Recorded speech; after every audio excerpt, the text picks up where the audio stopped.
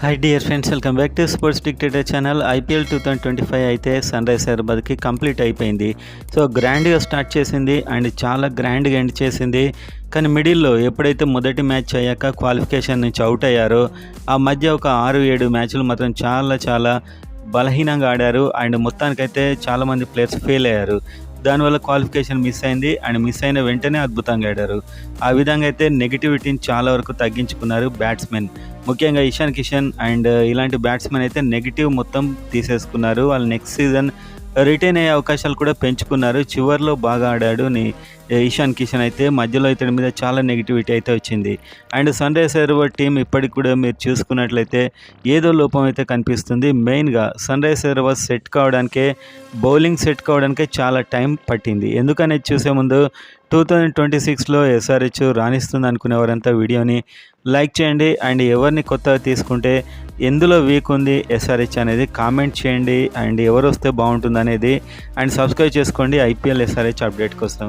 So వీడియోలోకి వెళ్ళినట్లయితే sun rise Hyderabad bowling department అయితే చాలా వీక్గా ఉంది. సెట్ కావడానికి చాలా టైం పట్టింది. కొన్ని మ్యాచ్లు సిమర్జిత్ సింగ్తో ట్రై చేశారు, కొన్ని మ్యాచ్లు మహమ్మద్ షమీతో ట్రై చేశారు. వీళ్ళిద్దరు పూర్ ఫామ్లో ఉండడం వల్ల అసలు బౌలింగ్ అయితే సెట్ కాలేదు. సో ప్రతి టీం అగైనిస్ట్ టీంలో ఎవరైతే ఫామ్లో లేరో వాళ్ళంతా కూడా ఫామ్లోకి వచ్చేలా చేశారు, షమి అయినా అండ్ సిమర్జిత్ సింగ్ అయినా. అదేవిధంగా వీళ్ళని కంటిన్యూస్గా క్వాలిఫికేషన్ నుంచి అయిపోయే వరకు ఆడించారు. సో ఓవరాల్గా ఫైనల్గా వాళ్ళని తీసేశాక టీం బాగా ఆడింది. మొత్తానికి చూస్తే బౌలింగ్ అనేది ఒక రిథమ్ సెట్ కాలేదు. స్పిన్నర్ని తీసుకుంటే జీషాన్ అన్సారీ పెద్దగా రాణించలేదు, కొన్ని వికెట్లు తీశాడు కానీ రన్స్ అయితే ఇచ్చాడు, డేంజరస్ అనిపించలేదు. అండ్ ఇంకో స్పిన్నర్ ఆడన్ జంపా వీళ్ళంతా కూడా రాహుల్ చహర్ వీళ్ళకి పెద్ద ఛాన్స్లు ఇవ్వలేదు, వాళ్ళు ఆడలేదు. సో స్పిన్ డిపార్ట్మెంట్లో అయితే బలహీనత చాలా స్పష్టంగా కనిపించింది. ఎప్పుడైతే హర్ష్ దుబే ఎంట్రీ ఇచ్చాడో అప్పటి వరకు కూడా బలహీనంగానే ఉంది. హర్ష్ దుబే మంచి లైన్ అండ్ లెంత్లో ఫెంటాస్టిక్ బౌలింగ్ వేస్తున్నాడు. కానీ ఎస్ఆర్హెచ్కి ఇక్కడ ఉన్నటువంటి ట్రబుల్ ఏంటంటే 2026లో అతన్ని రిటైన్ చేసుకోలేరు. ఎందుకంటే ఇంజురీ తర్వాత లేట్గా వచ్చిన ప్లేయర్స్కి రిటైన్ ఆప్షన్ ఇవ్వట్లేదు. అతడైతే యాక్షన్కి వెళ్తాడు అండ్ అతనికి వీళ్ళు ఆర్టీఎం కార్డు కూడా వాడలేదు, ఎందుకంటే ఈ టీం కిందకి కన్సిడర్ కార్డ్ అతను.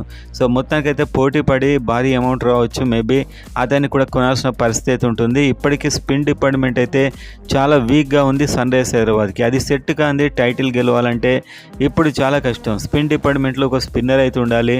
మీరు చూస్తే ఎస్ఆర్హెచ్కి చాలా కాలంగా ఆడిన రషీద్ ఖాన్ గుజరాత్ టైటాన్స్లో ఫెయిల్ అవుతున్నాడు అండ్ అక్కడ సాయి కిషోర్ లాంటి స్పిన్నర్స్ అద్భుతంగా ఆడుతున్నారు. సో ఇతనికి అక్కడ వాళ్ళు చాలా డబ్బు పెట్టారు, మేబీ రిలీజ్ చేయొచ్చు. 14 మ్యాచ్లో 9 వికెట్లే తీశాడు, 10 ఎకానమీతోని రన్స్ ఇచ్చాడు. సో ఇలాంటి ప్లేయర్ కనుక ఒకవేళ రిలీజ్ అయినట్లయితే రషీద్ ఖాన్ ఎస్ఆర్హెచ్కి ఒక పర్ఫెక్ట్ యాక్షన్, ఒక పర్ఫెక్ట్ ప్లేయర్ అని చెప్పొచ్చు. సో మొత్తానికైతే రషీద్ ఖాన్ లాంటి స్పిన్నర్ ఒకవేళ రిలీజ్ అయినట్లయితే ఎస్ఆర్హెచ్లోకి మళ్ళీ తీసుకుంటే చాలా బాగుంటుంది. దానికి పర్స్ వాల్యూ కూడా కావాల్సి ఉంటుంది. అది ఎస్ఆర్హెచ్కి చాలా కష్టం, ఎందుకంటే బ్యాట్స్మెనే దాదాపు 75 కోట్లు పెట్టి ఉన్నారు రిటైన్ చేసుకొని. వాళ్ళని మళ్ళీ రిటైన్ చేసుకోవాలంటే ఇంకా పర్స్ వాల్యూ మిగలదు. అండ్ ఆ తర్వాత రవి బిష్ణోయ్ కూడా ఫెయిల్ అయ్యాడు ఈ సీజన్లో 11 ఎకానమీతోని. 11 మ్యాచెస్ ఆడినా కూడా 9 వికెట్లు తీశాడు, సో ఫెయిల్ అయ్యాడు. సో ఇద్దరు స్పిన్నర్లో ఒకరైతే ఖచ్చితంగా రిలీజ్ అయ్యే ఛాన్సెస్ ఉన్నాయి. స్పిన్ డిపార్ట్మెంట్ని ఏదైనా డెవలప్ చేసుకోవాలంటే ఇదే మంచి టైం. హర్ష్ దుబే ఎలాగో అవైలబుల్ ఉండడు, అతడు యాక్షన్లోకి వెళ్ళిపోతాడు, ఏ టీం అయినా కొనొచ్చు. సో ఆ విధంగా అయితే ప్రజెంట్గా పరిస్థితి ఉంది ఎస్ఆర్హెచ్కి.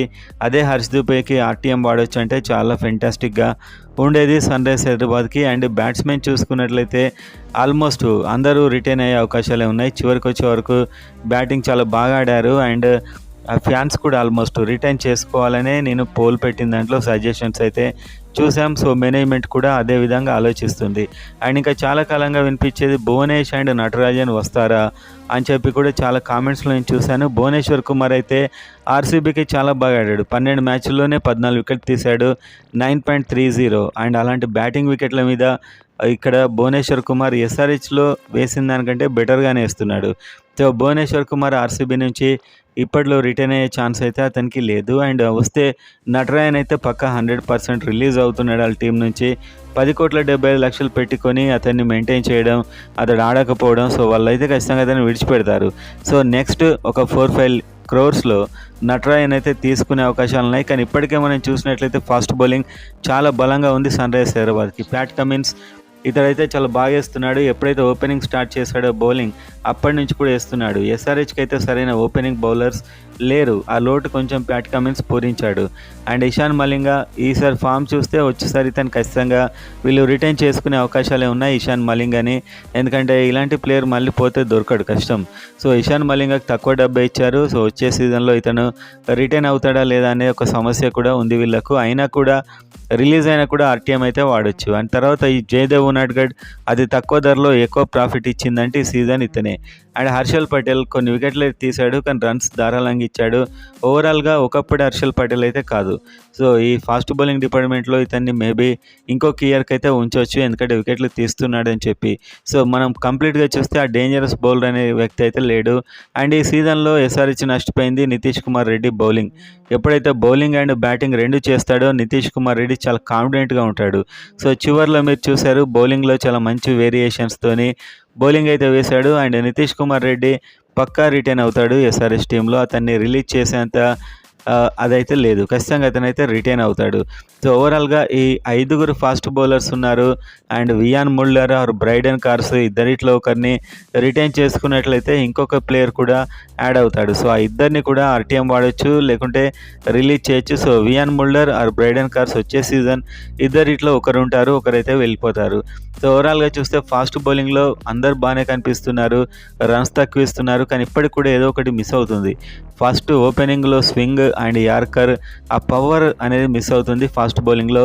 లక్నో సూపర్ జైంట్స్లో మయాంక్ యాదవ్, సో మీకు తెలుసు ఒక సెన్సేషనల్ బౌలర్, చాలా డబ్బు పెట్టారు.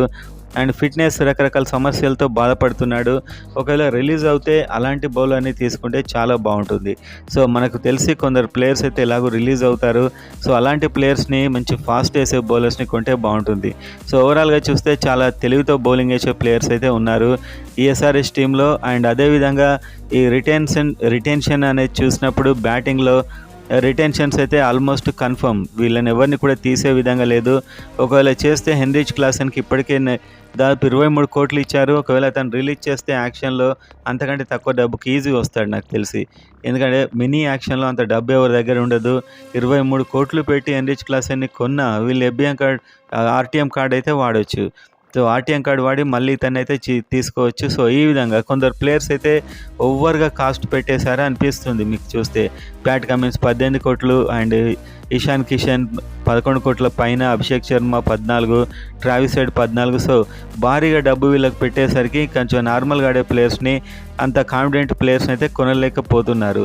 సో వీళ్ళని ఎలాగో రిలీజ్ చేయరు. మామూలుగా రాహుల్ చహార్ ఇలాంటి ప్లేయర్ని, మహమ్మద్ షమీని కూడా రిలీజ్ చేస్తారు. మహమ్మద్ షమీ ఫిట్నెస్తో కూడా కనిపించట్లేదు కాబట్టి అతన్ని రిలీజ్ చేస్తారు. సో ఓవరాల్గా ఒక 20 కోట్లతోనే యాక్షన్కి వెళ్ళే అవకాశాలు అయితే ఉన్నాయి సన్ రైజర్స్ హైదరాబాద్. అండ్ వీళ్ళు కొనాలంటే రషీద్ ఖాన్ అండ్ రవి బిష్ణోయ్ లాంటి వాళ్ళకు బయటకు వచ్చే అవకాశాలు ఎక్కువగా కనిపిస్తున్నాయి. భువనేశ్వర్ కుమార్ అయితే రాడు, నటరాజన్ వచ్చే అవకాశాలు కూడా ఎక్కువగా ఉన్నాయి. మీరు చూస్తే టీం అయితే ఇదే ఉంటుంది, మినీ యాక్షన్ కాబట్టి పెద్ద చేంజెస్ అయితే ఉండవు. ఎందుకంటే విడిచిపెట్టినా మళ్ళీ వాళ్ళని కొనాలంటే తీవ్రంగా ఇబ్బంది పడాలి. ఎందుకంటే ప్రతి టీం కూడా ఇప్పుడు ప్లేయర్స్ కోసం వెయిట్ చేస్తూ ఉంటుంది. సో ఓవరాల్గా మనం చూసినట్లయితే రషీద్ ఖాన్ ఆ రవి బిష్ణోయ్లో ఒక్కరు రిలీజ్ అయినా కూడా వాళ్ళకు గట్టిగా ట్రై చేస్తే బాగుంటుంది. ఒకవేళ వీళ్ళని రిలీజ్ చేస్తే వాళ్ళ టీమ్స్ ట్రై చేయవు మళ్ళీ. అప్పుడు కనుక ఎస్ఆర్హెచ్ తీసుకుంటే ఒక స్పిన్నర్ అయితే ఖచ్చితంగా టీంలో ఉండాల్సిందే. స్పిన్నర్ లేకుండా కప్పు గెలవడం అయితే చాలా కష్టం. అండ్ ఫాస్ట్ బౌలింగ్లో స్వింగ్ లేదు, సో పెద్ద డెడ్లీ అయితే బౌలర్స్ లేరు. ఎక్స్పీరియన్స్తోని ప్యాట్ కమిన్స్ అయితే నెట్టుకొస్తున్నాడు ఇప్పటివరకు.